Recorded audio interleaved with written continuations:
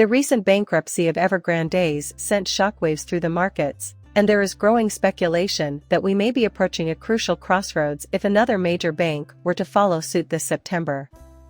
As always, it's great to have you back at Coin Lady channel, the best place to learn about XRP. Newcomers should subscribe and activate the bell to receive instant notifications of any new XRP-related content posted on this channel. Like what you see? Give us a thumbs up and tell us what you think in the comments below. Recently, KIM.com issued a warning that sirens would wail continuously across America. But what is he referring to exactly? The phrase Saturn's primary threat imminent has been spreading, meaning that America may be on the edge of a significant event, be it natural disasters, tumultuous markets, or the instability of the current financial system. Some say the storm is already here. In light of these clues, this September will definitely be a month to keep an eye on. BC Supporter, however, claims that the market has not yet peaked.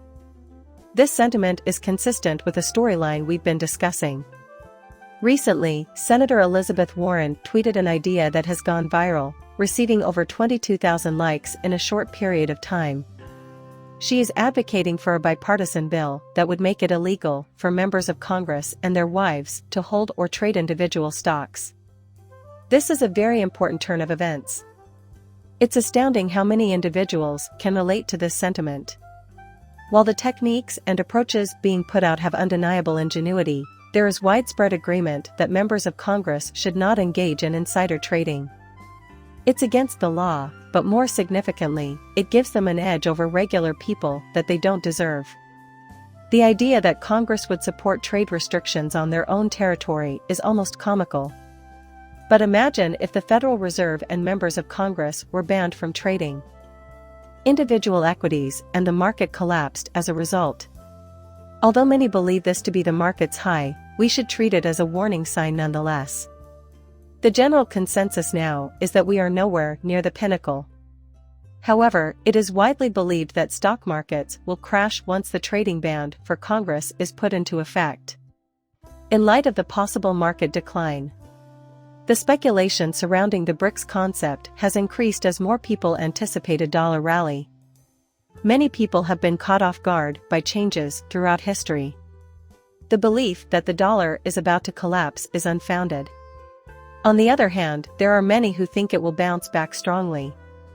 A recent debate between Federal Reserve Chair Jerome Powell and a reporter regarding whether or not Powell plans to attend a lavish party held by Jeff Bezos in January 2020 provides an instructive illustration of the insider dynamics at play.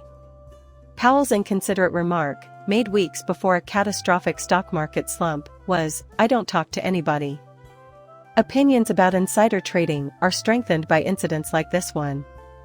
In January of 2020, many people were left wondering if the wealthy elite had special access to knowledge that allowed them to amass such vast fortunes.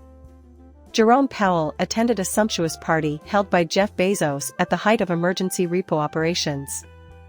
This occurred just before the repo was withdrawn, which caused a severe market drop. Many people speculated that this may have been planned in advance because key players were aware of what was going to happen. Here we have Senator Elizabeth Warren, who, at least in public, professes to fight for the interests of the common American by calling for steps to curb insider trading in Congress. But some have doubts about her sincerity. She may appear to be defending the public, but other people think her real goal is to protect the elites and make sure they're okay if the market crashes. Dollars, gold, silver, and even cryptocurrency are thought to be safe havens for these elites. The vastness of $1 trillion helps put into perspective the state of the United States finances. Considering that 31,000 years is the equal of 1 trillion seconds, spending $1 million each day since Jesus Christ's execution would not even add up to $1 trillion. When compared to the present levels of U.S. home debt, the startling enormity becomes even more scary. Total home loan debt, $17 trillion car financing at $12 trillion, $1.6 trillion in credit card debt, $1 trillion. The American economy is dangerously balanced on amount of debt, including student and vehicle loans. Because folks are having trouble getting by. They borrow more money, which leads to even greater debt. The economic structure of the country is clearly unstable. Many people are waiting for the first domino to fall, setting off a domino effect of negative economic effects. It's widely believed that something has to give, and that Congress might be one of the entities that gives up first. The story implies that Senator Warren would receive plaudits for this action, but one has to wonder if her motives are really altruistic. The ever-increasing national debt of the United States calls into doubt the wisdom of recent legislative measures. Many speculate that insiders knew market patterns and intended to capitalize on them, leading to wealth creation via insider trading, and thus Congress did not pass trading restrictions on themselves a decade ago. Fosters doubts about the integrity of the current financial system have led experts to predict that the United States debt will increase by an astounding $5.2 billion every day over the next decade. Despite these obvious signs of financial stress, some people still refuse to believe that credit events were a real possibility. Recent actions by credit rating agencies like S&P 500 Global and Moody's underline these concerns, since they have downgraded a number of U.S. banks, particularly those with considerable commercial real estate exposure. Many of these institutions have seen their stock prices plunge as a result of this decision. The housing market is also showing indications of stress. ACS recent statistics show that the sale of previously owned homes has dropped to levels not seen since 2010.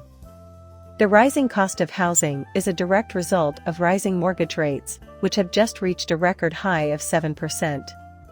A market reset or crash is clearly warranted at this time. In the event of a market crash, many industries, including the real estate market, might be in jeopardy.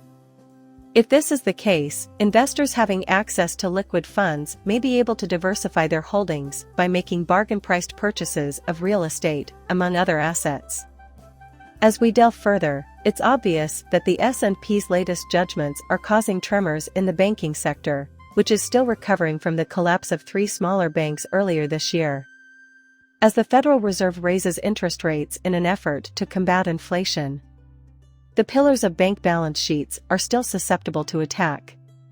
The news that S&P downgraded related banks, including Valley National Bank and others on Monday, owing to rising funding risks and reliance on broker deposits, dominated the day's headlines.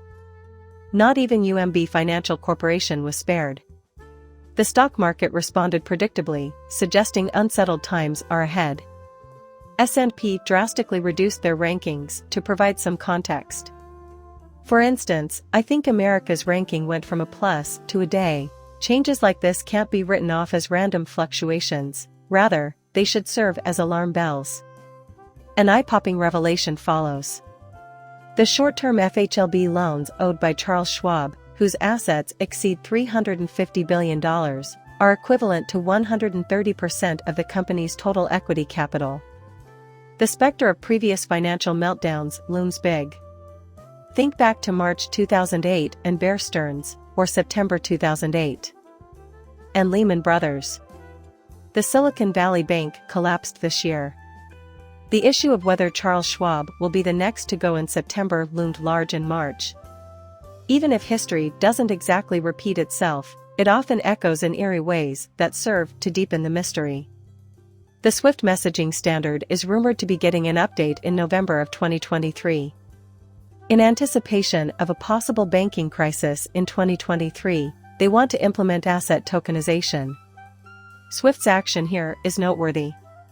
Let's take a step back and discuss the far-reaching effects of CBDCs. 90% of central banks, according to the available statistics, are investigating the potential of cannabidiol.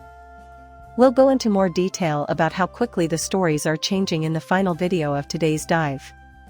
There is probably more going on with Charles Schwab than first appears.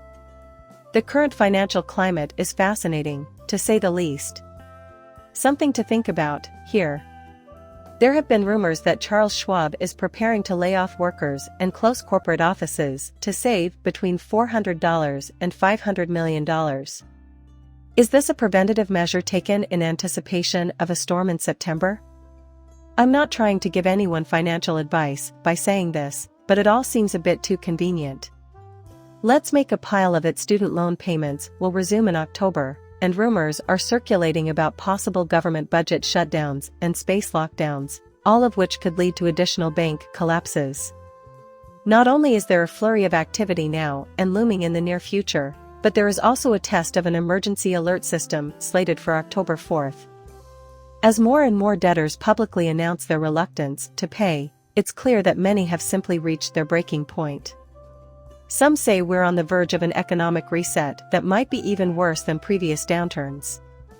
Recall the Great Depression, the recessions of 2001 and 2008. What's cooking up now could be even bigger. Some say an economic event so unprecedented and monumental we may run out of adjectives to describe it before it's over. While it's impossible to know for sure, current trends indicate that the global economy will undergo a significant transformation in the not-too-distant future. The winds of change, in my perspective, are not only blowing, they are gusting. It appears that the insiders are carefully plotting their next steps to ensure that each choice is perfectly implemented. Keep in mind that I am not a certified financial planner. These videos are intended solely for amusement purposes. Before making any major financial decisions, I always tell viewers to do their own research and talk to experts. Thank you so much for watching, and if you liked the video, please give it a thumbs up and subscribe so you may be among the first to see new uploads. See you later, bye.